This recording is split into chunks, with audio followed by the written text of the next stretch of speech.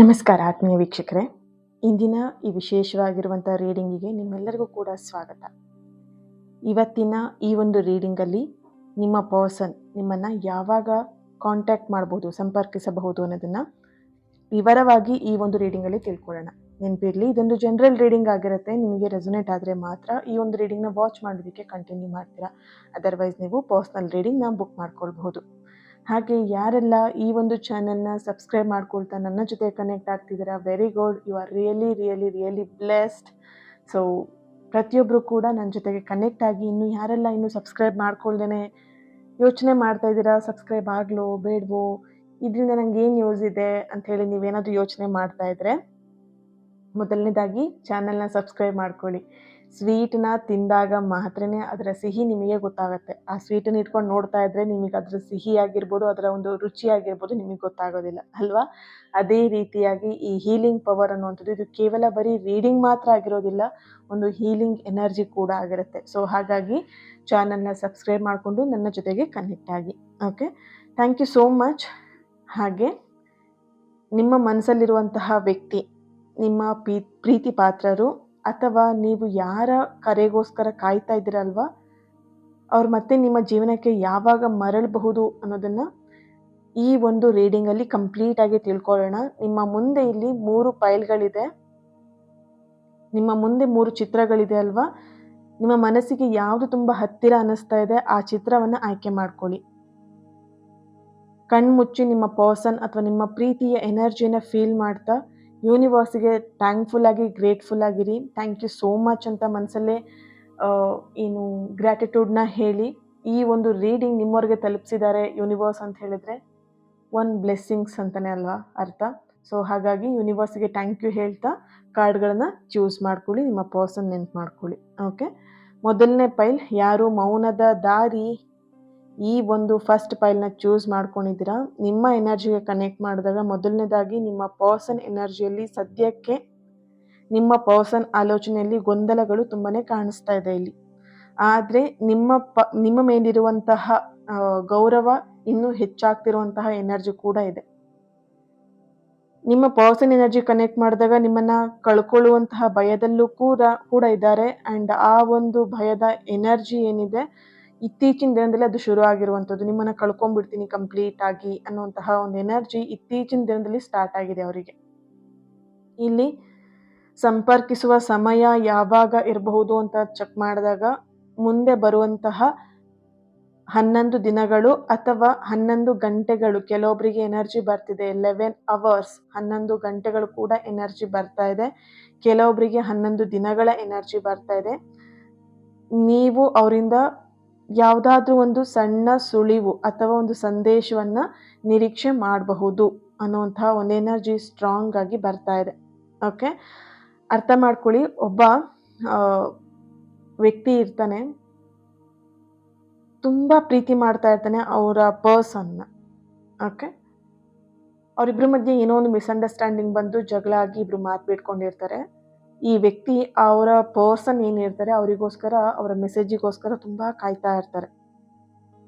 ಅವರ ಮನೆ ಹತ್ತಿರದಲ್ಲಿ ಇರುವಂತಹ ಒಂದು ನದಿ ಅಥವಾ ಸಮುದ್ರ, ಆ ಒಂದು ಹತ್ತಿರದಲ್ಲಿ, ಆ ಸಮುದ್ರದ ಹತ್ತಿರದಲ್ಲಿ ಹೋದಾಗ ಅವ್ರು ಯಾವಾಗಲೂ ಆ ಒಂದು ಪರ್ಸನ್ ಬಗ್ಗೆ ಥಿಂಕ್ ಮಾಡ್ತಾ, ಯೋಚನೆ ಮಾಡ್ತಾ, ಅವ್ರದ್ದು ಇನ್ನೂ ಮೆಸೇಜ್ ಏನು ಬರ್ತಾ ಇಲ್ವಲ್ಲ, ನನ್ನ ಪರ್ಸನಿಂದ ಮೆಸೇಜ್ ಏನು ಬರ್ತಾ ಇಲ್ವಲ್ಲ ಅಂತ ಆ ಥರ ಯೋಚನೆ ಮಾಡ್ತಾ ಇರ್ತಾರೆ.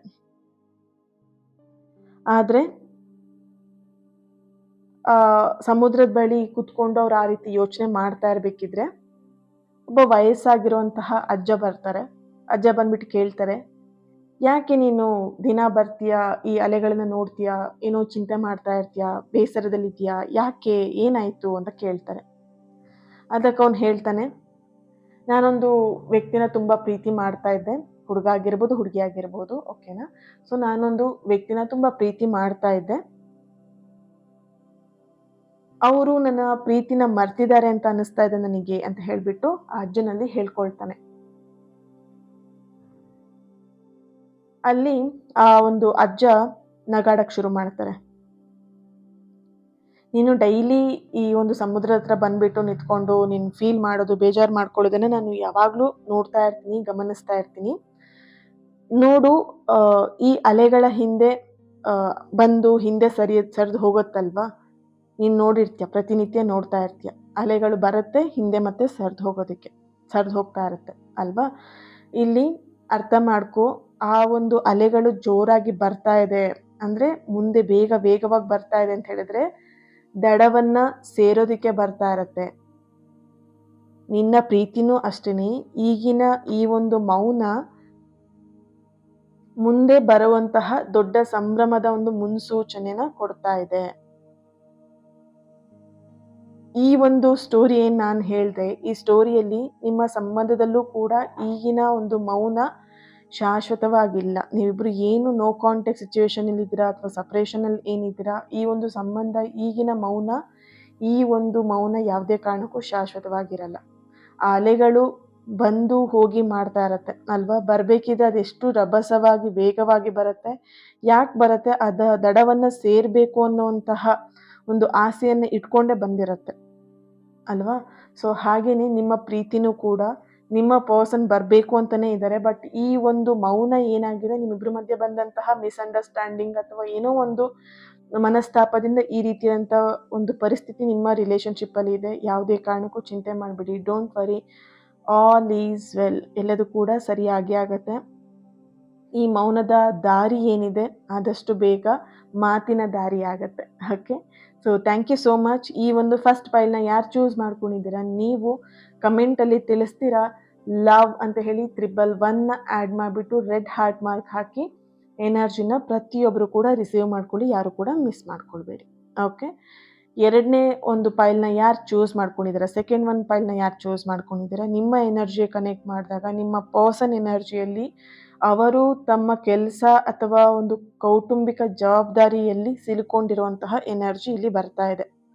ನಿಮ್ಮ ಪರ್ಸನ್ ಈ ಕಡೆ ನಿಮ್ಮನ್ನು ಬ್ಯಾಲೆನ್ಸ್ ಮಾಡಬೇಕು ಅಂದರೆ ಇಲ್ಲಿ ಮ್ಯಾರಿಡ್ ಪೀಪಲು ಈ ಒಂದು ಕಾರ್ಡ್ನ ಚೂಸ್ ಮಾಡ್ಕೊಂಡಿರಬಹುದು, ಅಥವಾ ಸಿಂಗಲ್ಸ್, ಇನ್ನು ಮದುವೆ ಆಗಿಲ್ಲ ಪಾರ್ಟ್ನರ್, ಇನ್ನು ಮದುವೆ ಆಗದ ಮುಂಚೆನೆ ಪ್ರೀತಿಯಲ್ಲಿ ಇರುವಂತಹ ವ್ಯಕ್ತಿಗಳು ಕೂಡ ಈ ಒಂದು ಕಾರ್ಡ್ನ ಚೂಸ್ ಮಾಡ್ಕೊಂಡಿರ್ಬೋದು. ಬಟ್ ನಿಮ್ಮ ಪರ್ಸನ್ ಎನರ್ಜಿಯಲ್ಲಿ ನಿಮ್ಮನ್ನು ಬ್ಯಾಲೆನ್ಸ್ ಮಾಡಬೇಕು, ಅವರ ಒಂದು ಫ್ಯಾಮಿಲಿನೂ ಕೂಡ ಬ್ಯಾಲೆನ್ಸ್ ಮಾಡಬೇಕಾಗತ್ತೆ. ಈ ಕಡೆ ನಿಮ್ಮನ್ನು ಮರೆಯೋದಿಕ್ಕಾಗಲ್ಲ, ಆ ಕಡೆ ಅವರ ಫ್ಯಾಮಿಲಿನೂ ಮರೆಯೋದಿಕ್ಕಾಗಲ್ಲ. ಇಲ್ಲಿ ಯಾವ ರೀತಿಯಾಗಿದೆ ಅಂದರೆ ನಿಮ್ಮ ಪರ್ಸನ್ ಎನರ್ಜಿಯಲ್ಲಿ ಎರಡನ್ನೂ ಕೂಡ ಸರಿಸಮವಾಗಿ ಬ್ಯಾಲೆನ್ಸ್ ಮಾಡುವಂತಹ ಪರಿಸ್ಥಿತಿ ಅವ್ರಿಗೆ ಇವಾಗ ಬಂದಿದೆ.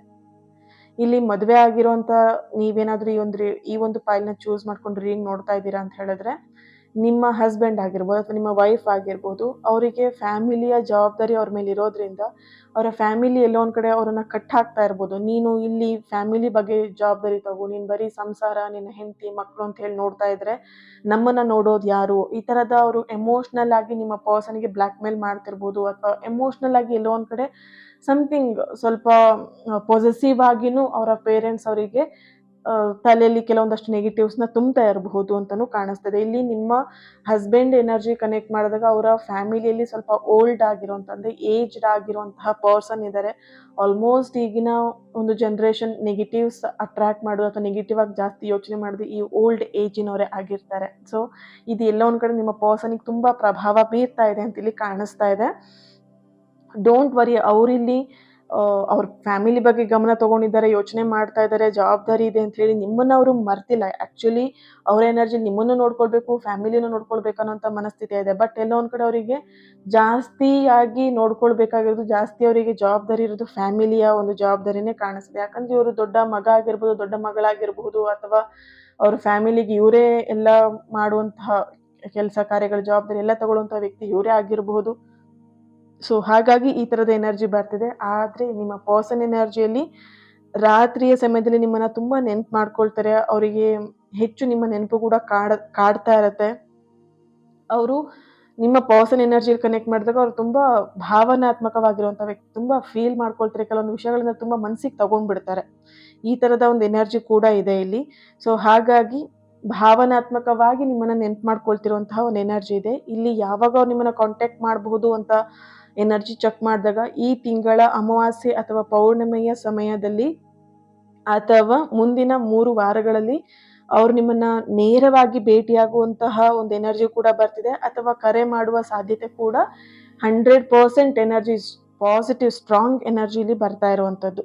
ಓಕೆ, ಇಲ್ಲಿ ಓಕೆ, ಸ್ಟ್ರಾಂಗ್ ಆಗಿ ಎನರ್ಜಿ ಬರ್ತಾ ಇದೆ. ಮುಂದಿನ 3 ವಾರ ಅಂತ ಕೆಲವೊಬ್ರಿಗೆ ಎನರ್ಜಿ ಸ್ಟ್ರಾಂಗ್ ಆಗಿ ಬರ್ತಾ ಇದೆ. ಖಂಡಿತವಾಗಿ ಅವ್ರು ನಿಮಗೆ ಕಾಲ್ ಅಥವಾ ಡೈರೆಕ್ಟ್ ಆಗಿ ಮೀಟ್ ಮಾಡೋಣ ಅಥವಾ ಡೈರೆಕ್ಟ್ ಆಗಿ ನಿಮ್ಮ ಮನೆಗೆ ಅವರು ವಾಪಸ್ ಅಂದ್ರೆ ಯಾರಾದ್ರೂ ನಿಮ್ಮ ಪರ್ಸನ್ ದೂರ ಹೋಗಿದ್ದಾರೆ, ಅವ್ರ ಮನೆಗೆ ಹೋಗಿದ್ದಾರೆ, ಅವ್ರು ಇನ್ನು ನಿಮ್ಮ ಹತ್ರ ಬಂದಿಲ್ಲ, ಅವ್ರು ಏನೋ ಊರಿಗೆ ಹೋಗಿದ್ದಾರೆ, ಅವರು ಸ್ವಂತ ಮನೆಗೆ ಹೋಗಿದ್ದಾರೆ, ಆ ಥರ ಏನಂದ್ರೆ ವಾಪಸ್ ಖಂಡಿತ ನಿಮ್ಮನ್ನ ನೇರ ಭೇಟಿ ಮಾಡೋದಕ್ಕೆ ನಿಮ್ಮ ಮನೆಗೆ ಅವರು ಬರಬಹುದು ಅನ್ನೋಂತಹ ಒಂದು ಎನರ್ಜಿ ಕೂಡ ಇಲ್ಲಿ ಸ್ಟ್ರಾಂಗ್ ಆಗಿ ಬರ್ತಾ ಇದೆ. ಈ ಒಂದು ಸೆಕೆಂಡ್ ಫೈಲ್ನ ಯಾರು ಚೂಸ್ ಮಾಡ್ಕೊಂಡಿದ್ದೀರಾ ನೀವು ಕಮೆಂಟ್ ಅಲ್ಲಿ ತಿಳಿಸ್ತೀರಾ. 999 ಅಂತ ಹೇಳ್ಬಿಟ್ಟು ರೆಡ್ ಹಾರ್ಟ್ ಮಾರ್ಕನ್ನು ಹಾಕಿ ಎನರ್ಜಿನ ರಿಸೀವ್ ಮಾಡ್ಕೊಳ್ಳಿ. ಓಕೆ, ಹಾಗೆ ಇಲ್ಲಿ ಇನ್ನೊಂದು ಎನರ್ಜಿ ಬರ್ತಿರೋದು, ಯಾರು ಸೆಕೆಂಡ್ ಫೈಲ್ನ ಚೂಸ್ ಮಾಡ್ಕೊಂಡಿದ್ದೀರಾ ನೀವು ಭರವಸೆಯ ಬೆಳಕು ಹಾಗೆ ನಂಬಿಕೆಯ ಕಿರಣ ಅಂತ ಏನಿಲ್ಲಿ ಎನರ್ಜಿ ಇದೆ ಅದು ತುಂಬಾನೇ ಪವರ್ಫುಲ್ ಆಗಿರುವಂತಹ ಎನರ್ಜಿ ಆಗಿದೆ. ಸೊ ಈ ನಂಬಿಕೆ ತುಂಬಾನೇ ಇಂಪಾರ್ಟೆಂಟ್ ನಿಮ್ಮ ಜೀವನಕ್ಕೆ, ನಿಮ್ಮ ಲವ್ ಲೈಫಿಗೆ. ಓಕೆನಾ, ಥ್ಯಾಂಕ್ ಯು ಸೋ ಮಚ್.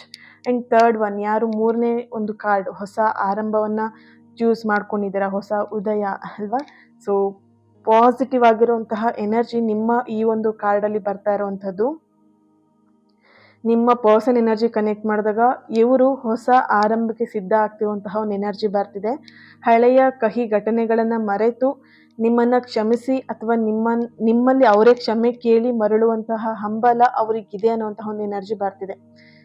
ಇವರ ಈಗ ನಿಮ್ಮ ಪರ್ಸನ್ ಎನರ್ಜಿ ಕನೆಕ್ಟ್ ಮಾಡಿದಾಗ ಇವರು ಈಗ ಒಂದು ಮೆಚುರಿಟಿ ಲೆವೆಲ್, ಪ್ರಬುದ್ಧವಾಗಿ ಆಲೋಚನೆ ಮಾಡುವಂತಹ ಶಕ್ತಿಯನ್ನ ಈಗ ಅವರಲ್ಲಿ ಪಡ್ಕೊಂಡಿದ್ದಾರೆ. ಅಂದ್ರೆ ಆ ರೀತಿಯಂತ ಯೋಚನೆನ ಮಾಡ್ತಿದ್ದಾರೆ. ಸ್ಟಾರ್ಟಿಂಗ್ ಡೇಸಲ್ಲಿ ತುಂಬಾ ನೆಗೆಟಿವ್ ಆಗಿ ಯೋಚನೆ ಮಾಡ್ತಿದ್ರು, ಅಥವಾ ನನ್ನ ಕೈಯಲ್ಲಿ ಆಗಲ್ಲ, ನನಗಿದು ಆಗಲ್ಲ, ಈ ಪ್ರೀತಿನ ಉಳಿಸ್ಕೊಳ್ಳೋದಿಕ್ಕಾಗಲ್ಲ, ಇದು ಹಾಗೆ ಹೀಗೆ ಒಂದಷ್ಟು ವಿಷಯಗಳನ್ನ ಅವರು ಮಾತಾಡ್ತಿದ್ರು. ಬಟ್ ಇವಾಗ ಅವರ ಮೈಂಡ್ ಸೆಟ್ ಅಲ್ಲಿ ಒಂದಷ್ಟು ಪಾಸಿಟಿವ್ ಆಗಿರುವಂತಹ ಎನರ್ಜಿ ಬರ್ತಿದೆ. ಅಂಡ್ ಅವರ ಯೋಚನೆಗಳು ಕೂಡ ಪಾಸಿಟಿವ್ ಆಗಿ ಬದಲಾವಣೆ ಮಾಡ್ಕೊಂಡಿರುವಂತಹ ಒಂದು ಎನರ್ಜಿ ಬರ್ತಾ ಇದೆ ಇಲ್ಲಿ.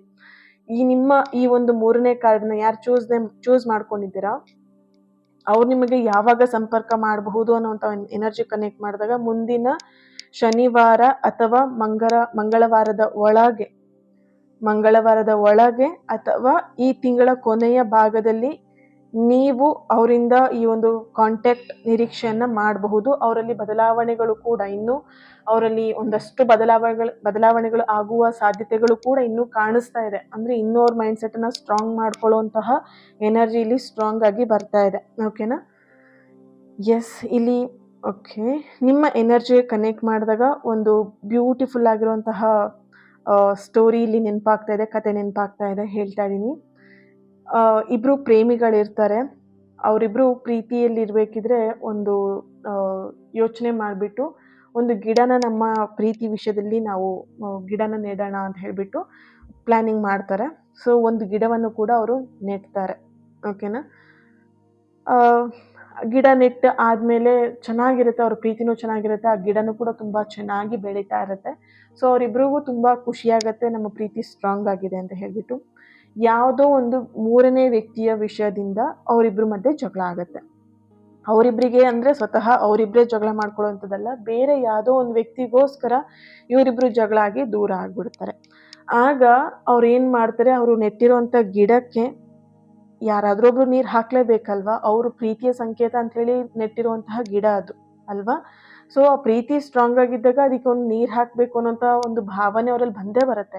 ಸೊ ಅದ್ರಲ್ಲಿ ಒಬ್ಬ ವ್ಯಕ್ತಿ, ಇಬ್ರು ಪ್ರೀತಿ ಮಾಡ್ಬೇಕಿದ್ರೆ ಒಬ್ರಿಗೆ ಏನಾಗುತ್ತೆ, ಕೋಪ ಸಿಟ್ಟು ಎಲ್ಲ ಕಾಮನ್ ಅಲ್ವಾ ಪ್ರೀತಿಯಲ್ಲಿ, ಈಗೋ ಎಲ್ಲ ಇರೋದು ಕಾಮನ್ ಅಲ್ವಾ. ಸೊ ಅವಾಗ ಏನು ಮಾಡ್ತಾರೆ, ಒಬ್ರು ಆ ಗಿಡದ ಬಗ್ಗೆ ಯೋಚನೆನೂ ಕೂಡ ಮಾಡಲ್ಲ, ಇನ್ನೊಬ್ರು ಏನು ಮಾಡ್ತಾರೆ, ನೀರು ಹಾಕೋದನ್ನ ಯಾವುದೇ ಕಾರಣಕ್ಕೂ ಬಿಡೋದಿಲ್ಲ.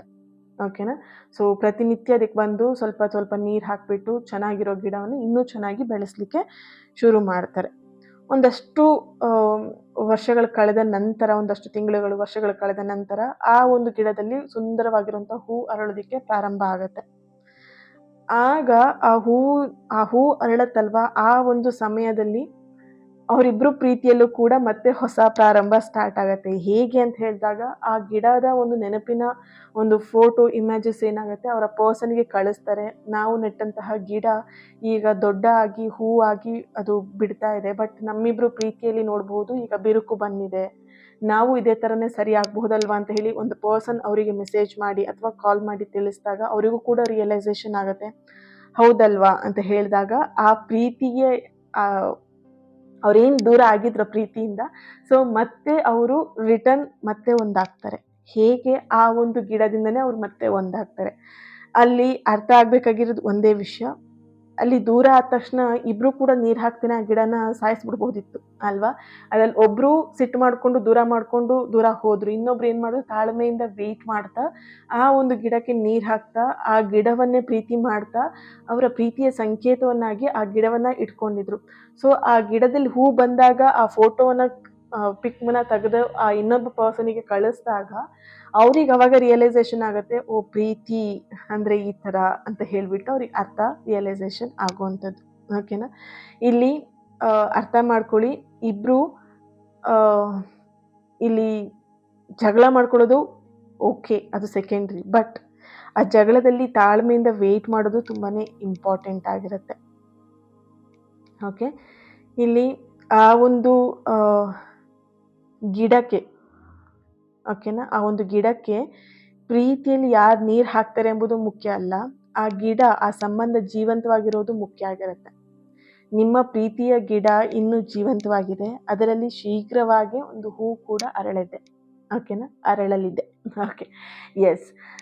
ಹಾಗಾಗಿ ನೀವು ಹೊಸ ಆರಂಭಕ್ಕೆ ಸಿದ್ಧ ಆಗಿ ಈ ಒಂದು 3ನೇ ಫೈಲ್ನ ಯಾರು ಚೂಸ್ ಮಾಡ್ಕೊಂಡಿದ್ದೀರಾ, ನೀವು ಕಮೆಂಟಲ್ಲಿ ತಿಳಿಸ್ತೀರಾ ರಿಯೂನಿಯನ್ ಅಂತ ಹೇಳ್ಬಿಟ್ಟು ರೆಡ್ ಹಾರ್ಟ್ ಮಾರ್ಕ್ ಹಾಕಿ ರಿಯೂನಿಯನ್, ಅದ್ರ ಜೊತೆಗೆ 111 ಆ್ಯಡ್ ಮಾಡಿ ರೆಡ್ ಹಾರ್ಟ್ ಮಾರ್ಕ್ ಹಾಕಿ ಎನರ್ಜಿನ ರಿಸೀವ್ ಮಾಡ್ಕೊಳ್ಳಿ. ಯಾರು ಕೂಡ ಮಿಸ್ ಮಾಡಬೇಡಿ. ಓಕೆನಾ? So thank you so much. ಈ ಒಂದು ಪಾಸಿಟಿವ್ ಆಗಿರುವಂತಹ ಒಂದು ಬ್ಯೂಟಿಫುಲ್ ಆಗಿರುವಂಥ ರೀಡಿಂಗ್ನ ನಾನು ಮಾಡಿದ್ದಕ್ಕೆ ತುಂಬಾ ಥ್ಯಾಂಕ್ಫುಲ್ ಆಗಿದ್ದೀನಿ. ಆ್ಯಂಡ್ ಈ ಎಲ್ಲ ರೀಡಿಂಗ್ ಕೂಡ ನಿಮಗೆ ರೆಸನೇಟ್ ಆಗಿದೆ ಅಂತ ಹೇಳಿ ಭಾವಿಸ್ತಾ, ಇವತ್ತಿನ ದಿನ ಯಾರೆಲ್ಲ ಬರ್ತ್ಡೇನ ಆಚರಿಸ್ಕೊಳ್ತಾ ಇದ್ದೀರಾ ನಿಮ್ಮೆಲ್ಲರಿಗೂ ಕೂಡ ಹ್ಯಾಪಿ ಬರ್ತ್ಡೇ. ಆ್ಯಂಡ್ ಯಾರೆಲ್ಲ ಮ್ಯಾರೇಜ್ ಆ್ಯನಿವರ್ಸರಿನ ಸೆಲೆಬ್ರೇಟ್ ಮಾಡ್ಕೊಳ್ತಿದ್ದೀರಾ ನಿಮಗೂ ಕೂಡ ಹ್ಯಾಪಿ ಆ್ಯನಿವರ್ಸರಿ. ನಿಮ್ಮೆಲ್ಲರ ವಿಶಸ್ ಬರೀ ಪ್ರೀತಿ ಅಂತಲೇ ಅಲ್ಲ, ಎಲ್ಲ ವಿಷಯದಲ್ಲೂ ಕೂಡ ನಿಮ್ಮ ಎಲ್ಲ ಆಸೆಗಳು ಆದಷ್ಟು ಬೇಗ ನೆರವೇರಲಿ ಅಂತ ಹೇಳಿ ಬ್ಲೆಸ್ ಮಾಡ್ತಾ ಹೀಲ್ ಮಾಡ್ತಾ, ನಿಮ್ಮೆಲ್ಲರ ಪ್ರೀತಿ ಆದಷ್ಟು ಬೇಗ ಒಂದಾಗಲಿ ಅಂತ ಹೇಳಿ ಬ್ಲೆಸ್ ಮಾಡ್ತಾ ಹೀಲ್ ಮಾಡ್ತಾ, ಇನ್ನೊಂದು ರೀಡಿಂಗಲ್ಲಿ ನಾನು ಸಿಗ್ತೇನೆ. ಅಲ್ಲಿಯವರೆಗೆ ನಿಮ್ಮ ಸಪೋರ್ಟ್ ನನ್ನ ಮೇಲೆ ಇರಲಿ. ಈ ಒಂದು ಸಪೋರ್ಟ್ ನಿಮ್ಮ ಇನ್ನಷ್ಟು ಪಾಸಿಟಿವ್ ರೀಡಿಂಗ್ನ ಮಾಡೋದಕ್ಕೆ ಅದು ಹೆಲ್ಪ್ಫುಲ್ ಆಗಿರುತ್ತೆ. Okay, so thank you so much. Lots of love. ನಿಮ್ಮ ಪ್ರೀತಿ ಸದಾ ಹೀಗೆ ಇರಲಿ. ನೆಕ್ಸ್ಟ್ ರೀಡಿಂಗಲ್ಲಿ ಸಿಗ್ತೀನಿ. ಅಲ್ಲಿವರೆಗೆ take care and God bless you all. Lots of love.